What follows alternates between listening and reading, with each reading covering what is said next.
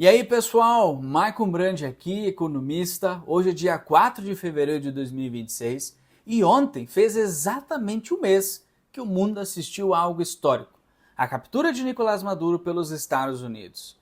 Uma operação militar que envolveu 150 aeronaves, 20 bases militares e que mudou completamente o cenário geopolítico da América Latina.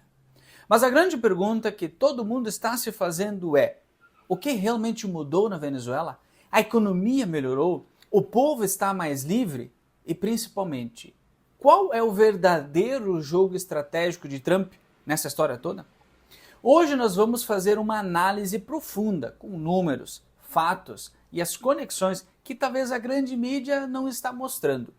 Vou te explicar por que isso tem tudo a ver com petróleo, OPEP, Irã e até com o seu bolso aqui no Brasil. Se você gosta de análise econômica séria, com dados reais e sem mimimi ideológico, inscreva-se aqui no canal Planeja Comigo, ativa o sininho e já deixa o seu like. Então, vamos nessa. Na madrugada do dia 3 de janeiro de 2026, mais ou menos aí 2 horas da manhã no horário de Caracas, as forças especiais americanas, a Força Delta, invadiram o Forte Tiuna, o complexo militar onde o Maduro estava dormindo.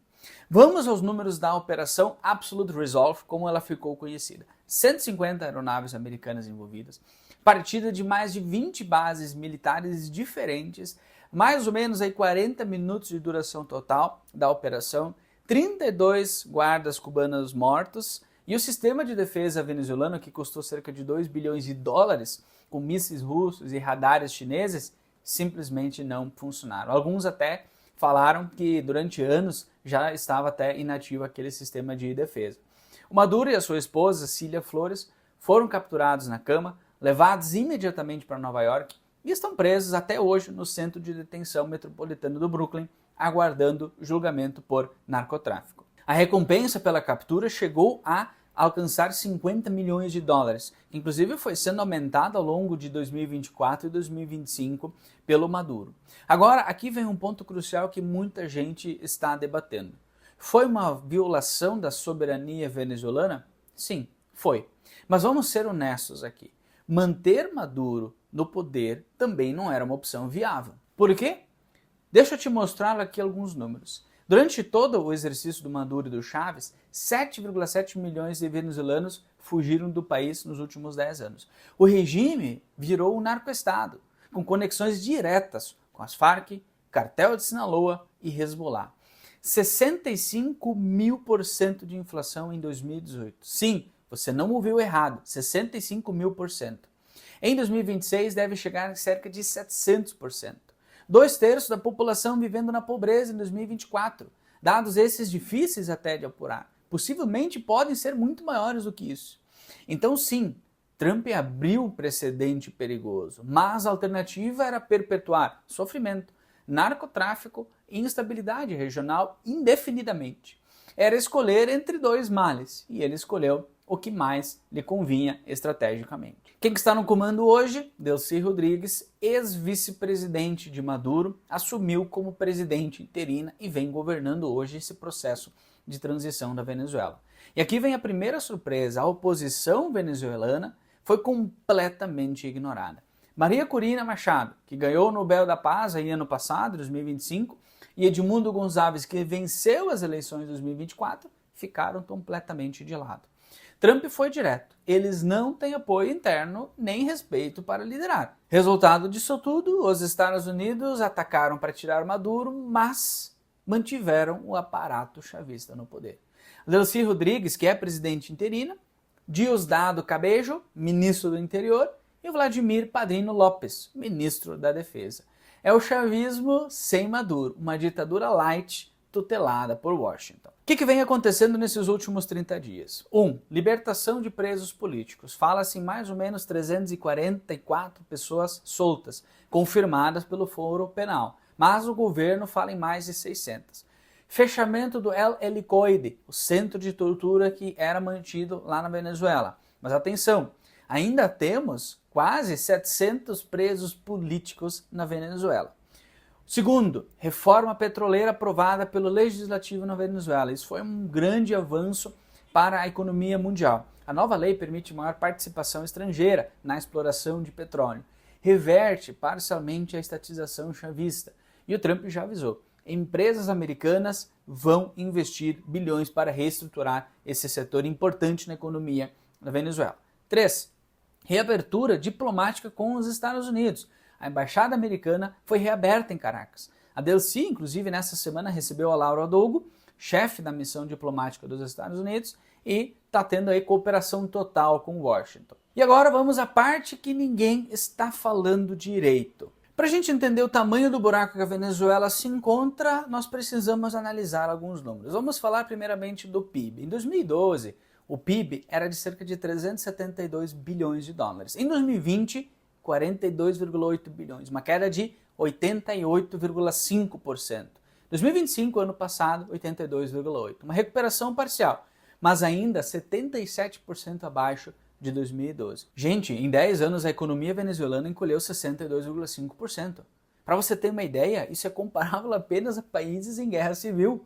A Grande Depressão nos Estados Unidos foi fichinha perto disso daí. PIB per capita, a renda média por pessoa. 2010 era de 12.688 dólares.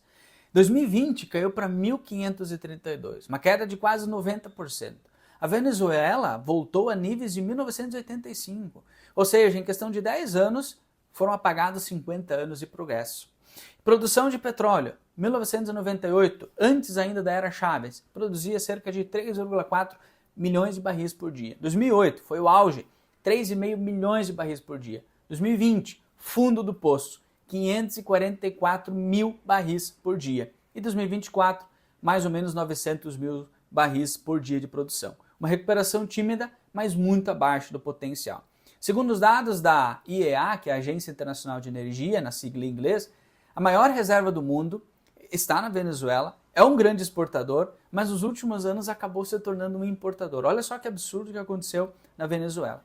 Inflação e pobreza. Em 2018, a inflação era 65.000%. Não estou digitando errado, 65.000%. Em 2025 ainda tinha mais de 500%. Pobreza em 2012, 33,1% da população em pobreza extrema, que chegou a 90,8%. 9 em cada 10 venezuelanos lá em 2020. E aqui está uma verdade muito dura. Manter Maduro significava aceitar tudo isso para sempre. Era um país quebrado, sendo saqueado por uma elite corrupta, ligada ao narcotráfico. E agora vem uma grande questão aqui importante de ser pontuada. A intervenção americana vai resolver tudo isso? Eu vou ser direto com vocês. Não no curto prazo, com toda certeza. A gente está falando aqui de uma recuperação de 10, 20 anos de reconstrução e se tudo der certo. E é importante também falar de uma parte que separa quem entende de geopolítica de quem só repete manchete. O Trump não invadiu a Venezuela por democracia. Ele invadiu por controle estratégico do petróleo e para ter carta branca contra o Irã. Vamos tentar entender o xadrez completo por trás de tudo isso. A Venezuela é responsável por 303 bilhões de barris de petróleo em reservas provadas, as maiores do mundo. Maior que a da Arábia Saudita, que tem 267 e é o segundo colocado no ranking. Mas hoje produz apenas 890 mil barris por dia. Se os Estados Unidos conseguirem reativar para os níveis de 2008, ou seja, 3,4, 3,5 milhões de barris por dia, isso significa 2,6 milhões de barris por dia a mais no mercado global. Parece pouco, mas vamos aqui contextualizar. De acordo com os dados mais recentes divulgados pelo OPEP, no relatório agora que saiu em janeiro, o consumo global hoje ele é de aproximadamente 105 milhões de barris por dia. Adicionar 2,6 milhões representa quase 2,5% a mais de oferta. A OPEP+, controla cerca de 40% da produção global e manipula preços através de cortes coordenados.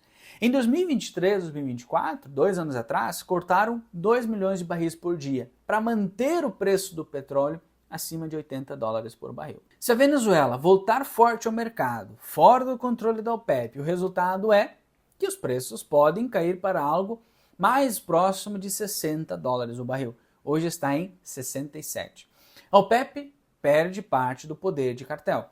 Rússia e Arábia ficam enfraquecidas e os Estados Unidos não dependem mais dos sauditas. Mas aí talvez você esteja se perguntando, Michael, no que isso tem a ver com o Irã? O Irã hoje produz aproximadamente 3,2 milhões de barris por dia e é fornecedor crucial da China. Cerca de metade disso tudo vai para lá todo dia.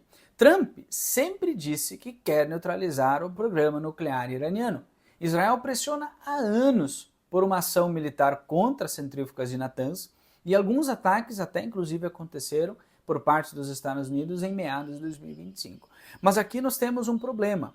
Qualquer ataque mais severo ao Irã tiraria petróleo iraniano do mercado imediatamente, causando o quê? Muito provavelmente uma disparada nos preços, uma possível recessão global, o petróleo é o principal insumo hoje na matriz energética, inflação descontrolada nos Estados Unidos, que é o maior consumidor, pressão política massiva sobre Trump. Tudo o que o Trump não quer hoje internamente. Ou seja, historicamente, isso tornaria qualquer ataque ao Irã politicamente impossível. Mas, e se Trump tiver uma Venezuela produzindo 2, 3 milhões de barris por dia extras antes de atacar o Irã? Aí a matemática começa a fazer um pouco mais de sentido. O petróleo venezuelano compensa, pelo menos parcialmente, a queda da produção iraniana. Os preços vão se manter mais ou menos estáveis ou até subir moderadamente para algo 80, 85 dólares. China perde o fornecedor principal, que é o Irã, e fica mais vulnerável. E a narrativa política: ataquei o Irã, mas mantive a gasolina barata porque eu reabri a Venezuela. E Israel finalmente consegue neutralizar o programa nuclear iraniano. Uma coisa é certa, Trump não dá ponto sem nó. Ele não está pensando na democracia venezuelana, ele está pensando em como criar liberdade de ação militar contra o Irã sem sofrer consequências econômicas internas. Mas vejam bem, eu não estou defendendo essas ações do Trump. Estou apenas analisando a lógica fria e calculista por trás da jogada. É geopolítica pura no seu nível mais cru. Agora vem uma parte que é importante a gente falar e que os otimistas geralmente não gostam muito de ouvir. A recuperação da Venezuela será lenta, cara e bastante incerta. Eu imagino que isso vai acontecer dentro de 10 a 20 anos. Por quê? Porque não estamos falando em consertar uma economia. Estamos falando de reconstruir um país praticamente do zero.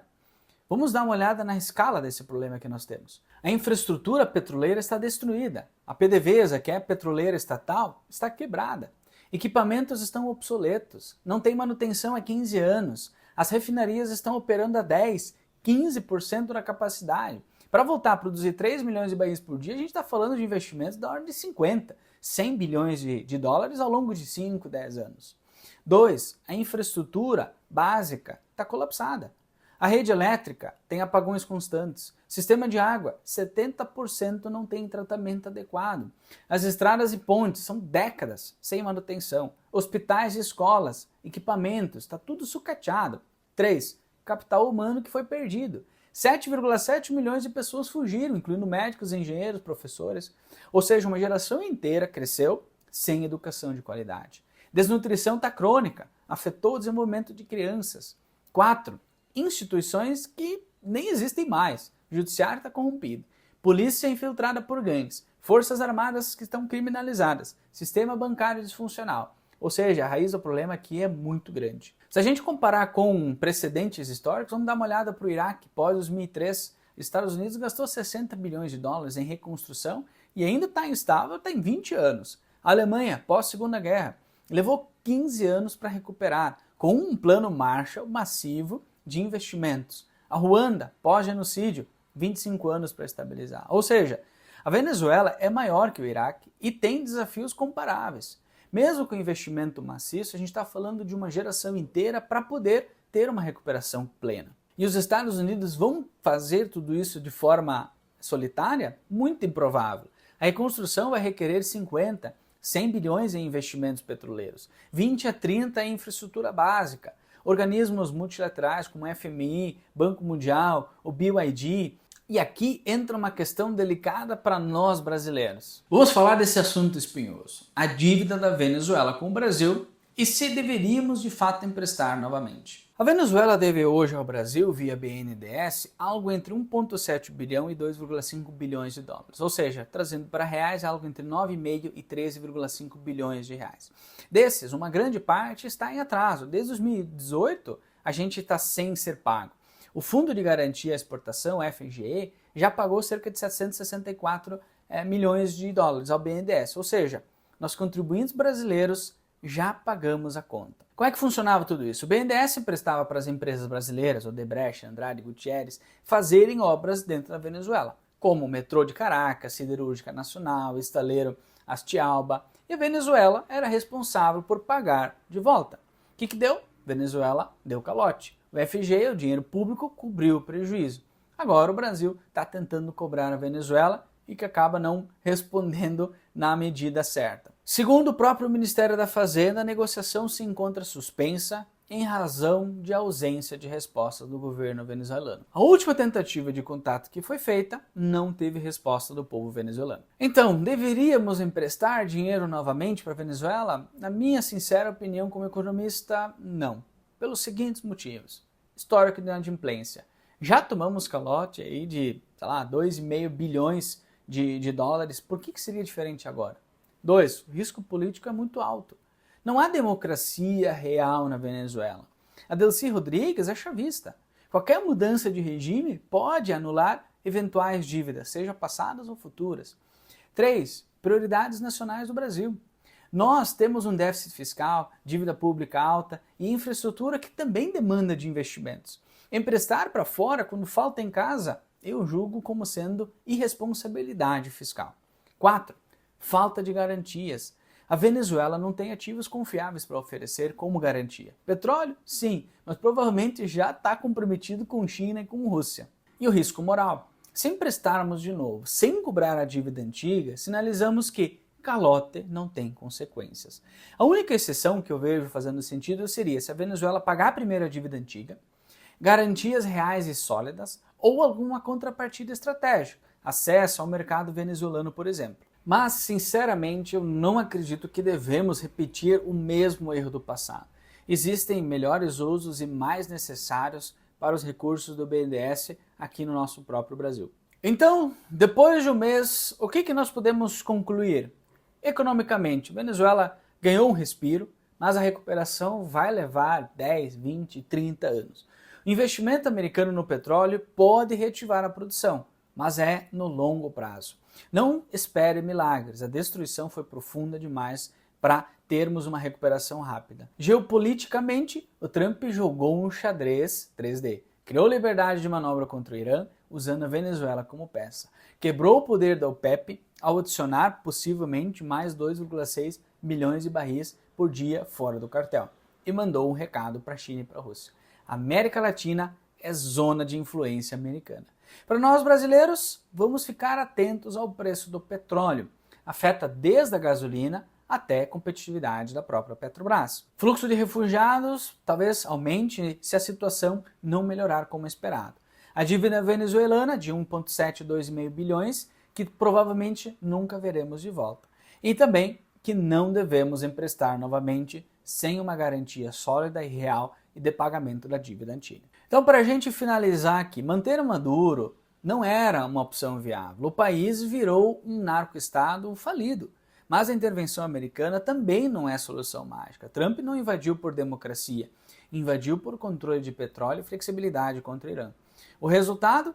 Chavismo sem Maduro tutelado por Washington. Não é democracia, não é ditadura clássica, é mais ou menos um híbrido geopolítico. A Venezuela vai melhorar? Talvez daqui a 10, 20, 30 anos, se tudo der certo, com investimento massivo e estabilidade política. Mas não segurem a respiração. E nós, como investidores e cidadãos, precisamos entender. Geopolítica move mercados? Petróleo, dólar, commodities, tudo isso será afetado pela situação venezuelana nos próximos anos. E se você gostou dessa análise, deixa seu like, se inscreve no Planeja Comigo e ativa o sininho. E comenta aqui embaixo, você acha que a Venezuela vai se recuperar? E o Brasil deveria emprestar de novo? Um forte abraço e até o próximo vídeo.